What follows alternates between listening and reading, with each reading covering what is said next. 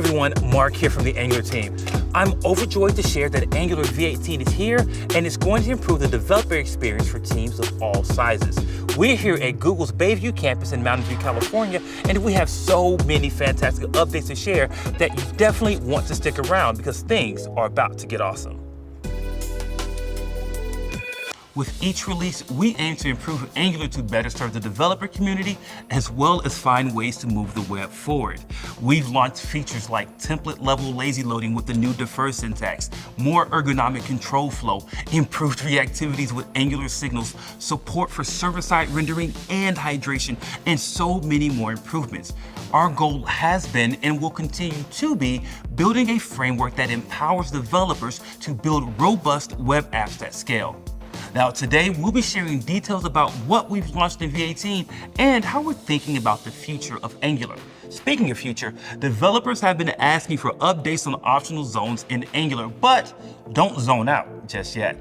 We know you want updates, so here's one of our team leads, Alex Rickabaugh, with the latest on optional zones in Angular. Alex, over to you. The team has been hard at work on several long-term investments in both the performance and developer experience of Angular. One of the most vital projects has been our redesign of Angular's reactivity system. One of the primary goals, and one of the most ambitious, is to make Zone.js optional for Angular applications. I'm Alex, the technical lead for the Angular framework at Google, and I'm excited to share with you some insight into our progress and the work that remains. Let's start by talking a little bit about the goals. Why do we think zoneless Angular is worth building, and what's the future of Zone.js? On Angular, backwards compatibility is one of our main values. There are millions of Angular applications which are built with zones, including thousands at Google alone, and we're committed to supporting this way of using Angular for the foreseeable future. At the same time, experience has shown us that as applications scale, the hands-off approach to reactivity used by Zone.js starts to show some weaknesses. It becomes more challenging to maintain and safeguard performance or to debug reactivity. And as new web APIs are added, the cost of loading and initializing zones is growing. Given these challenges, we decided to invest in a new reactivity system that will scale to meet the developer experience and performance needs of the next 10 years of Angular applications. Changing a core part of the framework like this is a long-term project, with features and fixes landing in different releases along the way. Let's talk about some of the work we've done already. Last year in v16, we introduced Angular developers to our 3 new reactive primitives: signal, computed, and effect. These APIs are at the heart of our new reactivity model. With them, developers can have confidence that Angular will understand changes made to their application state and update the UI correctly and efficiently. In v17, signal and computed became stable APIs. Angular is ready for signals. In addition to the core primitives, we've been working closely with the teams behind the community state management libraries that you know and love, like NGRX, NGXS, RxAngular, and several others. We've been working together to ensure the Signal APIs support their use cases, and integrations like NGRX's Signal Store exemplify the fruits of this collaboration. These APIs give us a strong foundation on which to build a new reactivity model for Angular that doesn't require zones.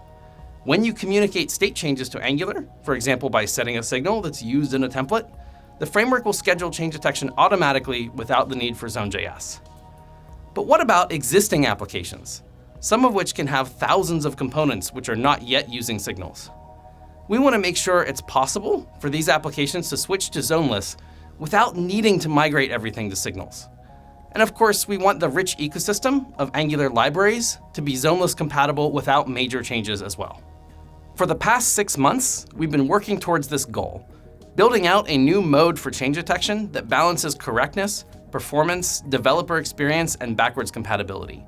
Getting this right takes time, and we've been working with different applications at Google to experiment and test these ideas, some of which are already running in production. In v18, we expect to release 2 major pieces of this puzzle. One piece is what we've been calling hybrid change detection, which we'll be enabling by default for all v18 applications. In this mode, even if Zone.js doesn't patch an API, or if changes are made outside of the Angular zone, Angular will still listen to signals and other notifications about changes and schedule change detection. Hybrid change detection will allow developers, especially library authors, to write code that works regardless of whether Zone.js is used or not. And secondly, in v18, we'll have an experimental API to disable Zone.js integration entirely and run applications fully in zoneless mode. This API will be experimental as not all parts of Angular work smoothly with zoneless today. We're still in the process of updating libraries like forms and material, for example. Releasing this API early will allow us to collect your feedback and gather even more data on which patterns are working with zoneless and where we might need to focus more effort. Beyond v18, we have even more exciting projects in the pipeline. We'll be working towards a full developer preview of zoneless, including compatibility with Angular's own packages as well as popular libraries in the ecosystem. We're also not finished integrating signals with the core framework. Forms and router, for example, will be updated to expose state as signals where it makes sense. And finally, signal components will unlock the full developer experience and performance benefits of signals. Through our work on signals, zoneless, and across our other projects, we are committed to the stability and reliability of Angular as a foundation for your applications, while we work to prepare the framework for the next 10 years of web development.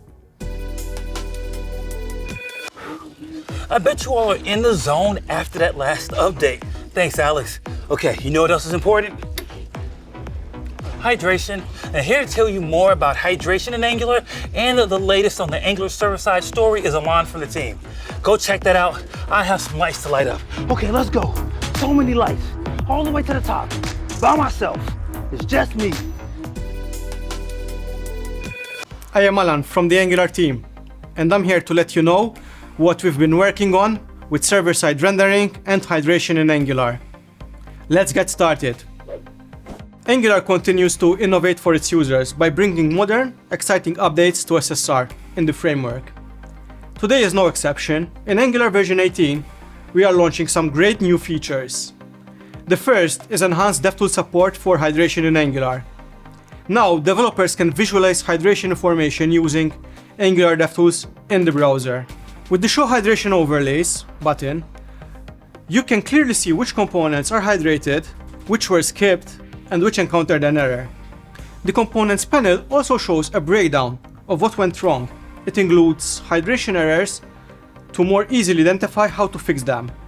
We think you'll really enjoy this new feature. We are also happy to announce hydration support for all Angular material components. You can now take advantage of performance benefits of hydration in your applications that use Angular material components. These components will no longer be skipped during hydration. We have an update on a much requested feature. In version 18, we are adding hydration support for i18n blocks. This feature is in developer preview. Before I tell you more about what's coming in the future, there's one more feature I want to announce. Before an application is hydrated, users may interact with UI controls, and as a developer, you don't want to lose those events. Well, as part of our ongoing collaboration with the Wiz team at Google, we are announcing Event Replay, powered by JS Section. Events will be captured and replayed at the right time once the application is hydrated. Event Replay is now available in developer preview. Here's a glance at what we are working on next.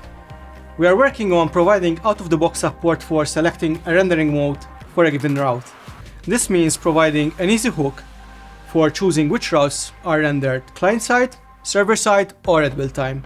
We are also working on improving the SSG experience for parameterized routes. Alright, that's it for me, but there's so much more to learn about in the latest release of Angular. So check out the Angular YouTube channel for more on what's in store. Now go and update. Thanks for those updates, Alon. The Angular server-side story just continues to evolve, and you, the developer community, continue to receive the benefits. Now, would you like to know more about Angular Material 3? I bet you would. So, Miles, why don't you let the people know what we've been working on? The moment you've been waiting for is here. Angular now has support for Material 3. My name is Miles, and I'm an engineer on the Angular team. Let's learn more about the latest changes for Angular Material. In Angular version 18, we're making the recently added Material 3 theming APIs stable. These APIs allow you to use the same components you know and love with an updated visual style based on Material Design 3. Here are some of the new features that are available with our M3 themes. Simplified theme styles based entirely on CSS variables that don't add selector specificity. More granular theme customizations based on CSS variables. And a more flexible API for applying color variants to components. To use Material 3 in your app, create an M3 theme in Sass using mat.define theme, or generate a theme using ngGenerate. Then pass the new theme to the same Angular Material Sass mixins you're already using to apply your M2 theme. Along with the great features I've already talked about, we also offer Sass APIs to read colors, typography, and other properties from the M3 theme so that you can write your own custom components that work with M3 themes. While we're excited to provide this new option for theming your components, we also want to emphasize that our M2 themes will continue to be available alongside our M3 themes. We hope that these changes open up more possibilities for you to customize Angular Material components to meet your needs. For those who need even more flexibility, we're looking forward to extracting more of the Angular Material behavior into fully customizable CDK components in the near future. Thanks for watching, and see you next time. Our Material 3 support will only continue to grow, enabling you and your teams to build fantastic UIs for your applications to best serve your users. The Angular v18 release is filled with so many features that we will be here all day if we tried to cover them all. But instead, let's head over to our very own Emma Tversky for a quick roundup of more new features that you can get started using today. Angular v18 is here. And besides the big updates, there are a lot of great little features, bug fixes, and incremental improvements to help you and your teams build the next generation of web apps. Emma here from the Angular team, and I'm going to tell you about the great features launched in this release. Let's do this. Angular v18 is shipping with new APIs to further improve the developer experience in the framework. First up are our new signal-based APIs.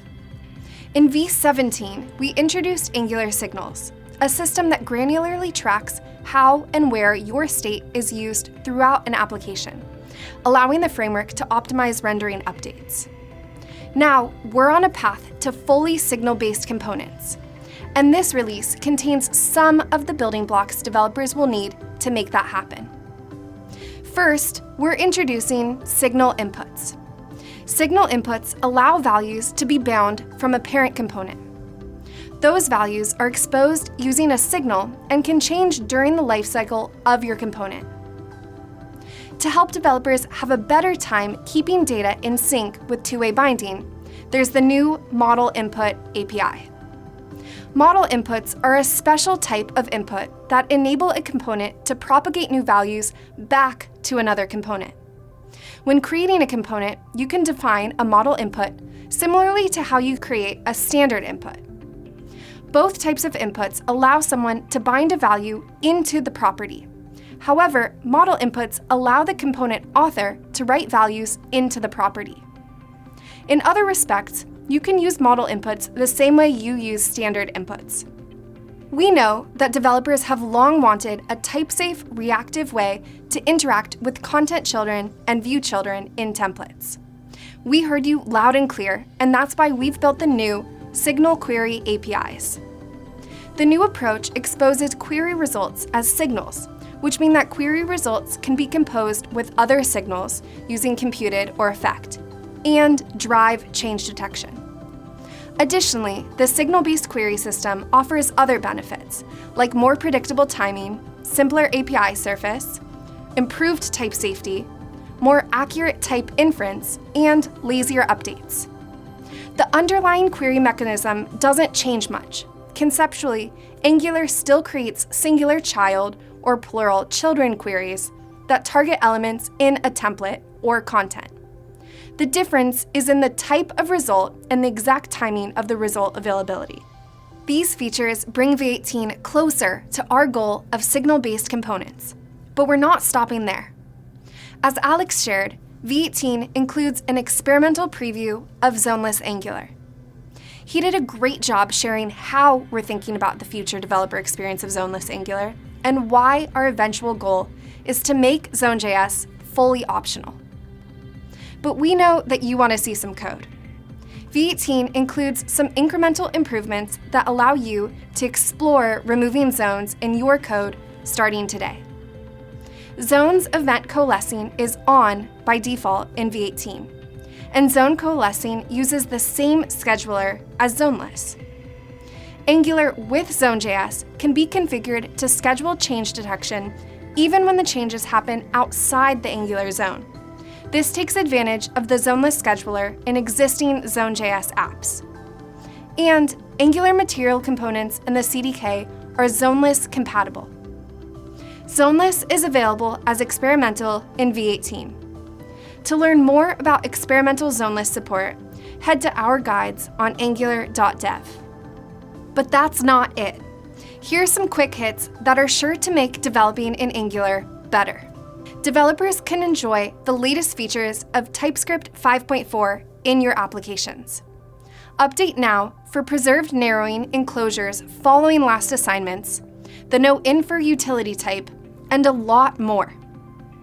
You can learn more about what these all mean in Microsoft's blog post announcing TypeScript 5.4. Also new, developers can now provide a default value for ng content. This allows you to have a placeholder for empty lists and other components with no current content. And what's that? We've closed our #1 most upvoted feature request on GitHub. Angular Forms introduced a new global observable you can subscribe to track changes around any abstract control and its children. You can now track all kinds of events like touched, dirty, etc., in addition to value and status, all through a single observable. You know what's even cooler? Most of these featurettes actually happened in a minor release leading up to today. That means you don't have to wait 6 months for the next enhancement to your Signal APIs, another step towards zoneless, or one of your top voted issues being resolved. We've been talking a lot about the future of Angular, and you can find out more about what we've been working on by heading over to our public roadmap at angular.dev/roadmap. Be sure to ng update and check out our full changelog on GitHub for each and every feature, fix, and enhancement in V18. Emma, thanks for those updates. I think the Angular community has a lot of new features they get to try out. Angular continues to be a fantastic tool for building web applications at scale with confidence. With all of the new features announced in Angular V18, developers have all the tools they need to build the next great web application.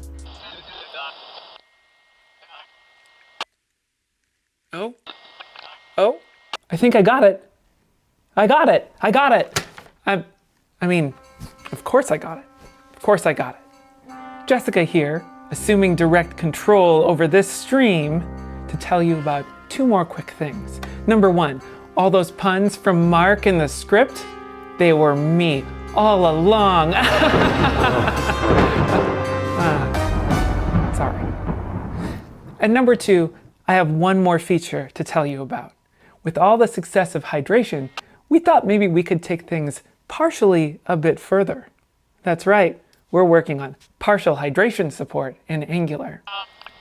The goal of this is to allow you to very quickly, easily, intuitively, and declaratively specify portions of your application that you'd like to leave dehydrated, just like we did with deferrable views. And the best part about all this is we're going to be releasing it as part of, oh crap, I'm losing the connection. She is always doing stuff. It's my show. All right, friends, whatever you just heard, ignore all of that. But hey, thanks so much for coming to our special Angular event. We hope you enjoyed yourself, but hey, let us know what you think. Be sure to ng update, and as always, go build great apps. We'll see you the next time.